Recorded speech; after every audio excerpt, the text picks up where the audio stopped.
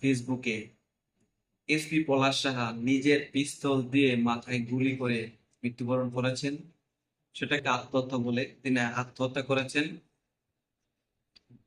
কেন করেছেন, কি কারণে করেছেন, তা আমি একটু কথা বলবো আজকে এই ভিডিওতে। তো ভিডিওটা দেখার পরে আমি আর বসে থাকতে পারলাম না, মনে হয় যে কিছু কথা বলি। আসলে এসপি পলাশ সাহা অত্যন্ত একটা মেধাবী স্টুডেন্ট ছিলেন। বাংলাদেশের 37তম বিসিএস ক্যাডার ছিলেন। ভালো ভালো চাকরি অফার পেয়েছিলেন। তো বিভিন্ন ব্যাংকেও চাকরি পেয়েছিলেন। তারপরে বর্তমানে পুলিশেও চাকরি পেয়েছিলেন। তারপরে বর্তমানে পুলিশ থেকে তিনি র্যাবে এসেছেন। তিনি একটা চিরকুট লিখে মারা গিয়েছেন। তিনি তার স্ত্রীর যন্ত্রণা সহ্য করতে না পেরে চিরকুট লিখে নিজের পিস্তল দিয়ে নিজেই গুলি করে আত্মহত্যা করেছেন। চিরকুটে কি লেখা ছিল? চিরকুটে লেখা ছিল, আমার মৃত্যুর জন্য মা এবং বউ কেউই দায়ী নয়। কাউকে ভালো রাখতে পারলাম না, বউর যেন সব স্বর্ণ নিয়ে যায়। কাউকে ভালো রাখতে পারলাম না, বউ যেন সব স্বর্ণ নিয়ে যায় এবং ভালো থাকে। মায়ের দায়িত্ব দুই ভাইয়ের উপর, তারা যেন মাকে ভালো রাখে, স্বর্ণবাদা যা আছে তা মায়ের জন্য দিদি যেন কোঅর্ডিনেট করে। এই সুইসাইড নোট লিখে তিনি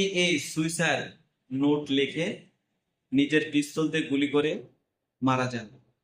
তো এখন তার মারা যাওয়ার পেছনে মূল কারণ হচ্ছে অশান্তি, সংসারের অশান্তি।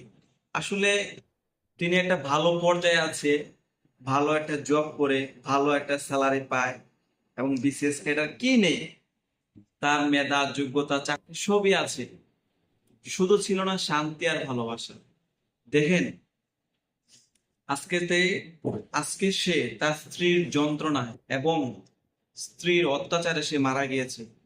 একজন স্ত্রী চাইলে একটা পুরুষকে শূন্য থেকে হিরো থেকে জিরো করতে পারে। যদি একজন স্ত্রী চায়, যদি ছেলেটা মেধাবী হয়, তার স্ত্রীর ভালোবাসা আর সাপোর্ট যদি থাকে, সে বেকার থাকুক না কেন, সে লাখ লাখ টাকার মালিক হয় একদিন। আর স্ত্রী যদি খারাপ হয় কিংবা মানসিক যন্ত্রণা দেয়, আপনি লাখ লাখ কোটি কোটি টাকা থাকলো কোনো লাভ নেই। তার বাস্তব প্রমাণ এই এসপি পলাশ সাহা।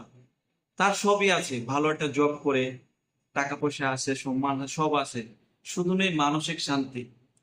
তো সারাদিন যদি একটা মানুষ চাকরি করে কাজ করে দিয়ে বাসায় এসে স্ত্রীর হাসি মুখ দেখে, তার সব গ্লানি দুঃখ সব মুছে যায়। আর বাসায় আসার পর যদি বক বক জগ জগ ঝগড়াঝাটি করতে থাকে, হাজার হাজার কোটি টাকা কাম করলো, ইনকাম করলো, কোনো কিছু নাই, হাজার হাজার টাকা ইনকাম করার পরও তাও শান্তি নেই।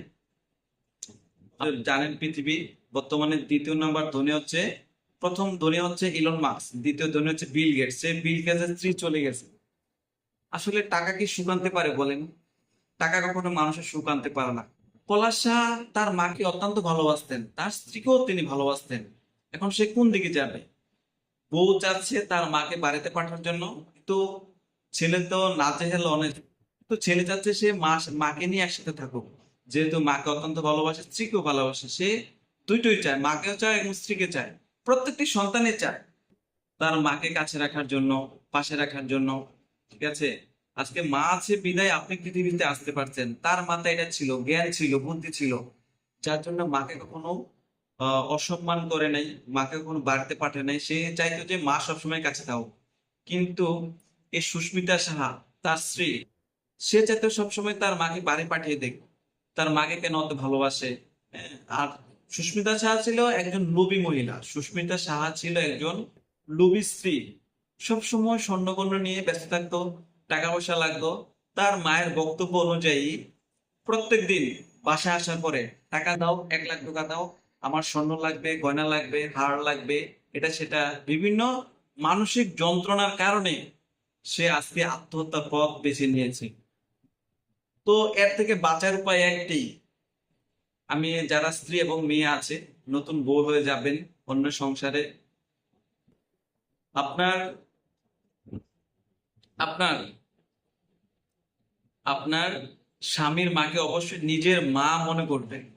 কারণ আপনি যখন বাপের বাড়ি থেকে আসবেন, স্বামীর মাকে আপনার নিজের মা মনে করবেন এবং মার মতো সম্মান করে চলবেন।